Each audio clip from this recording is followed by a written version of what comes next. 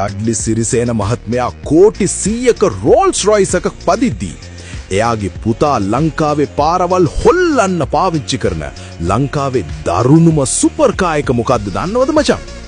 ඊ තමයි ලංකාවේ දැනට තියෙන වේගවත්ම සහ බලගතුම හයිපර් කාර් එක වෙන Ferrari SF90 Spider එක.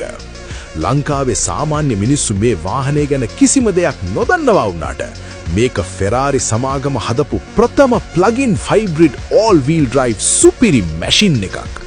මේකේ ඇතුලේ තියෙන 4.0 ලීටර් twin turbo V8 එන්ජිමයි ඉලෙක්ට්‍රික් මෝටර්ස් තුනයි එකතු වුණාම අශ්ව බල 10ක ඇඟ කිලිපොලා යන දැවැන්ත ජවයක් මේකට ලැබෙනවා. තප්පර 2.5ක් වෙනි කෙටි කාලයකින් 0 ඉඳන් 100 දක්වා වේගවත් වෙන්න පුළුවන් මේ ස්පයිඩර් වර්ෂන් එකේ වහලය තප්පර 14කින් සම්පූර්ණයෙන්ම අරින්න පුළුවන් විදිහටයි නිපදවලා තියෙන්නේ.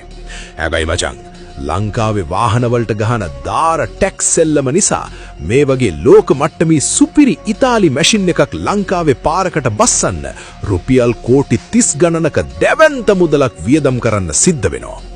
ඩඩ්ලි සිරිසේන මහත්මයාගේ රෝල්ස් රොයිස් ෆැන්ටම් එක තනිකරම මාලිගාවක් වගේ අති සුපිරි ලක්ෂරි වයිබ් එකක් දෙද්දී පුතා පදින මේ SF90 ස්පයිඩර් එකෙන් ලැබෙන්නේ ෆෝමියුලා 1 රේස් කාර් එකක වගේ දරුණු ට්‍රැක් පර්ෆෝමන්ස් එකක්.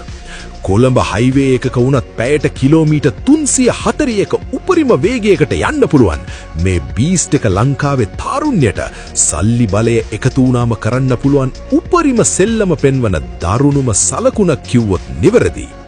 ඉතින් ඔයාලා හිතන විදිහට ඩඩ්ලි සිරිසේන මහත්මයාගේ ලක්ෂරි රෝල්ස් රොයිස් එකද නැත්නම් පුතාගේ මේ දරුණු Ferrari SF90 එකද වැඩිපුරම ගැම්ම?